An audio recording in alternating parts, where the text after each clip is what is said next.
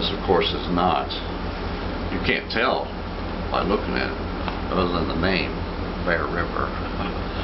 This is an air pistol. Okay. And there's warnings on the box. It even's got look-alike bullets. If you just took a glance at that, you would think that it is.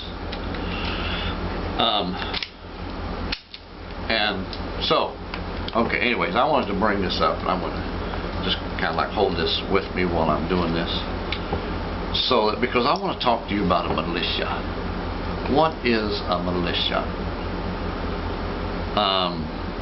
And I've got on here something. I'm holding this because I don't want it to be out of the picture. You know how YouTube does. They just want face alone.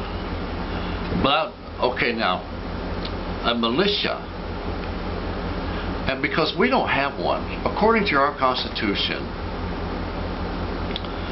described in the Second Amendment, we should have a militia. That's a group of military men that has access to any and all of the military weapons that is available to the United States of America. Okay? So, and this should be formed against, ready to take action against our military, against our White House, against our House of Representatives, against the Congress, against any governing body such as the Supreme Court, any of them, you name them. And it's described in our Constitution in the Second Amendment that we take weapons. That's why I want this in here. That we take weapons, all the weapons that are necessary. That every time a shooting happens, the government begins to shout, well, we need to take the weapons away. We need to take the weapons away. No. If there had been a weapon, if somebody inside that building had a gun, besides the shooter in Orlando the other day, it would have been a whole lot of different story, especially if that person had been an old patriot. You know what, man? The people that I see standing up to folks coming in shooting is the old people. It's the old people. You don't see any young people doing that. Why? Because they've been conned by the media, they've been conned by the schools, they've been conned by the government into believing that we don't have a right to bear arms. We have an overabundant right to bear arms. And our Constitution describes a militia. This is what I put on Facebook. A militia. Where is ours? Because we don't have it. Where is our militia as described in the Constitution?